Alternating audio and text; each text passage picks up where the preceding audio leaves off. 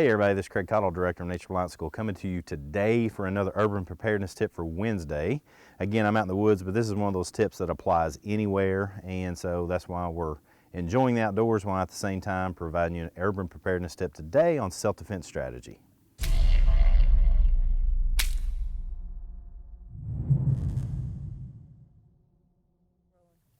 So the thing I want to emphasize for you is the idea that it doesn't matter how big or small you are, there's some very vulnerable areas on the human body. And so if you are my size and you need to defend yourself, or let's say you're my daughter's size and you need to defend yourself, there's some things that you can utilize in places that you should attack as hard and as fast as you can to defend yourself in self-defense.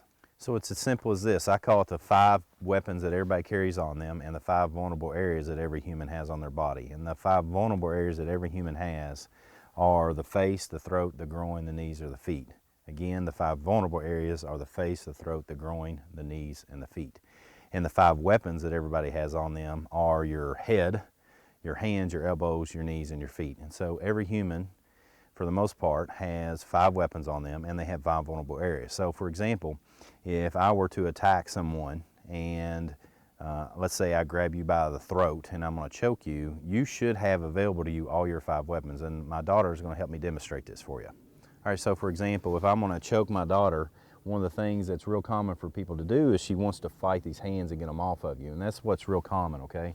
But what I want to emphasize for you is if I grab her by the neck, she still has both of her hands, her elbows, her knees, and her feet to defend herself, and that's what she's going to utilize. She can easily knee me in the groin, she can strike me in the face, she can strike me in the groin, she can kick me with her feet. She can utilize all those weapons that she has to be able to defend herself, and all she's going to do is attack those vulnerable areas on my body. We are currently building a self-defense combatives hand-to-hand course for our online school, so you can check that out in the near future. But I wanted to get out some of these basics because these basics are what that whole course is built around anyway. So you can easily on your own imagine how you could take one of the 5 weapons that you have on you at all times and utilize those to defend yourself. And again, it doesn't matter if you're in this environment or if you're in an urban preparedness situation, whether it's disaster preparedness or just everyday life, going to a restaurant and somebody wants to mug you. So with that said, as always, come on, join in. Let's learn together.